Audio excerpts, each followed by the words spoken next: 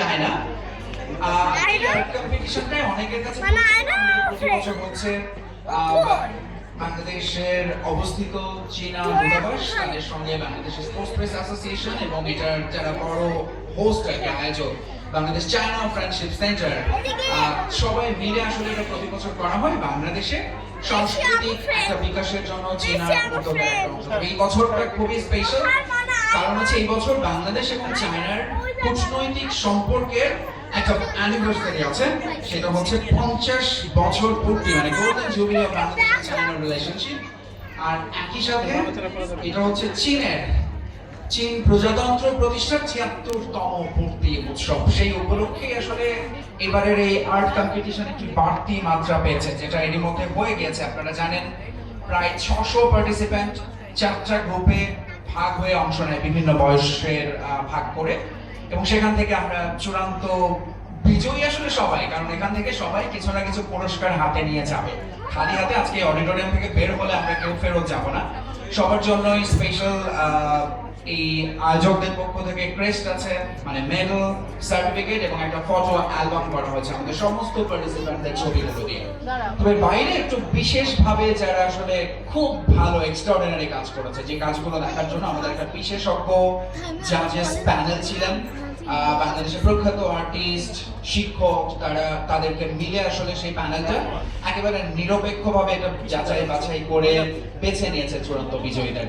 কারা সেটার তালিকাটা আসলে আমরা কিছুক্ষণ আগে পেয়েছি, এবং এই জায়গাটা আসলে আমি নিশ্চিত যে আমাদের গার্ডিয়ানরা সব অপেক্ষা করছেন কারা হয়েছেন সেই বিজয়ী, কারণ যারা পুরস্কার পাবেন পুরস্কারটা খুবই খুবই এক্সাইটিং। এই তালিকায় কি কি আছে পুরস্কার তালিকায় সেটাও আপনারা অনেকে জানেন। প্যাড আছে, ল্যাপটপ আছে, তারপর ব্যাকপ্যাক আছে with colour and drawing backpack আর কি যেটা বলা হয়।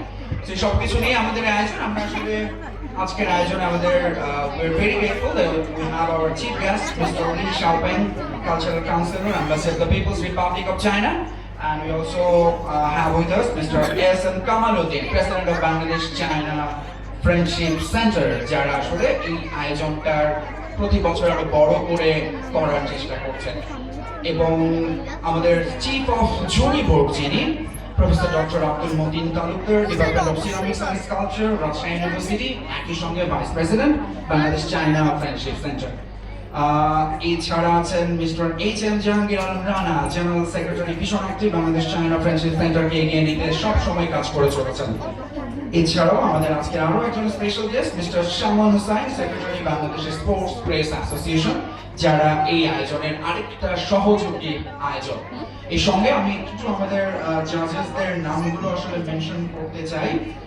আমাদের আজকে যারা এখানে আসলে জাজ হিসেবে এই পুরো কম্পিটিশনটা দেখভাল করেছেন, প্রফেসর ডক্টর আব্দুল মতিন স্যারের কথা তো বললামই, তার সঙ্গে আছেন mister Azharul Islam Sheikh Chanchal, dean Faculty of Fine Arts, Dhaka University, Abu Saleh Tito, eminent artist, Pora Garman, Executive Director of BSPS Sports Editor ATN Bangla, এবং আরো জাজ হিসেবে কাজ করেছিলেন Sun Kan Lin, he was the cultural attache of Chinese embassy. খুব recently তার এখান থেকে বদলি হয়ে গেছে এবং সে আসলে চলে গেছে বাংলাদেশে, তার দায়িত্বটা ছেড়ে।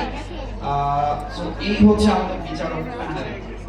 তো আমরা অ্যাওয়ার্ড সেরিমনিতে যাওয়ার আগে আমরা মনে সবাই বসে বসে একটু বোর হয়ে গেছে, তো আমরা শুরুতে একটু কালচারাল প্রোগ্রাম চাই।